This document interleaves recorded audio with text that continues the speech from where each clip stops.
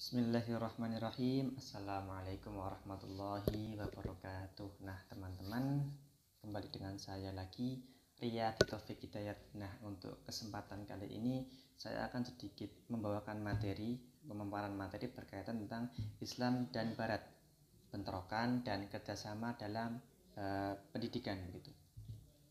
Lanjut yaitu nanti saya insya Allah akan membawakan submateri yaitu yang satu, dikotomi konseptual Islam Barat, yang kedua respon masyarakat Muslim terhadap pengetahuan dan pendidikan Barat, yang ketiga tantangan intelektual dan budaya. Langsung saja yang nomor satu ya, dikotomi konseptual Islam Barat. Di sini ada dua variabel yaitu Islam dan Barat ya. Dalam mengaji keduanya sebagai satu kesatuan untuk memajukan peradaban terkhusus di dunia pendidikan, perlu kita ketahui, perlu kita hindari juga kecenderungan mendasar ke salah satunya begitu, karena keduanya memiliki ciri dan kekhasan yang berbeda, memiliki ciri khas yang masing-masing gitu. Akan tetapi dua ini satu yang berkaitan gitu, karena juga agama juga sangat fleksibel membahas semuanya gitu ya, termasuk juga ya di mana saja gitu, istilahnya cocok untuk di mana saja dan kapanpun gitu. Yang pertama ada dua variabel yaitu Islam dan Barat. Islam yaitu sebagai agama kepercayaan, yang kedua yaitu Barat yaitu geografi atau ruang gitu. Karena setiap ruang, setiap lokasi kan memiliki aturan-aturan agama yang berbeda begitu, atau istilahnya fikih ya teman-teman, fikih gitu. Kalau di bagian Timur Tengah contohnya zakat menggunakan kurma karena mudah dicari sebagai makan pokok. Nah kalau di Indonesia zakat menggunakan beras karena mudah dicari, karena juga beras salah satu makanan pokok di Indonesia begitu. Lanjut yang nomor 2 yaitu respon masyarakat Muslim terhadap pengetahuan dan pendidikan Barat. Yang pertama yaitu eksklusivisme, yaitu tipe kelompok atau seseorang yang menolak segala bentuk pemikiran atau pembelajaran dari Barat begitu, karena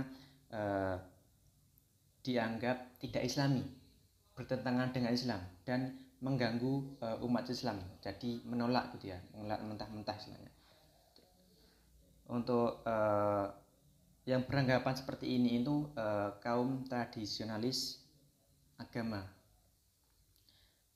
Yang selanjutnya yaitu inklusivisme, di mana tipe ini sesuatu atau kelompok orang yang menerima bentuk pemikiran dan pembelajaran pengetahuan Barat karena beranggapan bahwa keterbelakangan kaum Muslim, karena mereka itu menutup rapat-rapat pemikirannya, jadi tidak bisa berkembang gitu. Bahkan latar belakangan kaum Muslim disebabkan karena kondisi intelektual dan pendidikan yang belum berkembang. Jadi untuk tipe-tipe ini yaitu kaum reformis teman-teman, tidak ada alasan bagi mereka untuk tidak merangkul pengetahuan Barat selama itu bermanfaat bagi umat Islam. Yang ketiga ada inklusivisme dan eksklusivisme. Jadi kompleks gitu ya.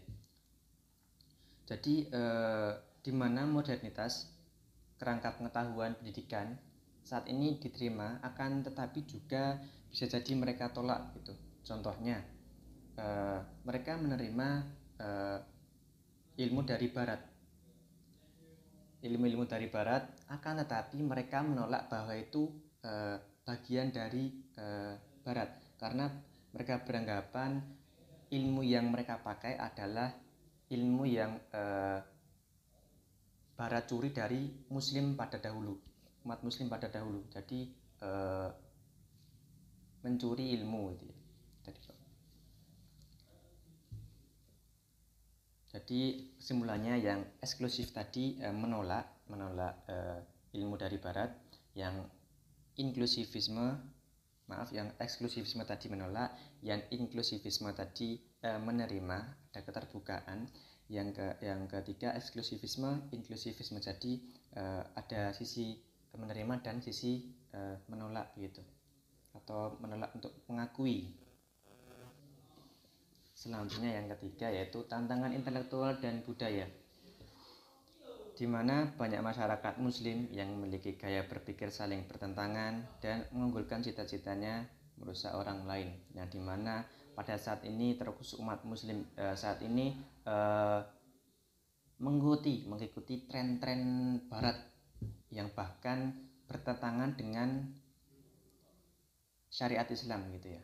Syariat Islam banyak sekali ya teman-teman, kita jumpai. Nah, bagaimana solusinya? Pelajari bahasa dan sastra agar kita tidak terjumus sastra, sejarah, dan peradaban, agar kita tidak terjerumus terhadap arti-arti yang mungkin sulit kita pahami. Yang kedua, asimilasi dan serap semua yang layak diserap dan diasimilasi. Yang baik kita ambil, yang buruk mungkin kita singkirkan gitu untuk menjadi pelajaran. Yang ketiga, belajar dari barat bukan berarti menjiplak gitu. Nah, itu tadi sedikit materi yang saya paparkan ya teman-teman, berkaitan tentang Islam dan Barat gitu ya. Kalaupun kita ingin peradaban ini maju, maka kita harus membuka diri untuk menerima semua ilmu yang mungkin bermanfaat untuk kita gitu. Tapi juga jangan terlalu membuka diri, karena nanti akan terjerumus dalam kesesatan gitu ya. Semuanya diterima. Tapi kita buka, tapi juga tidak menutup diri gitu ya.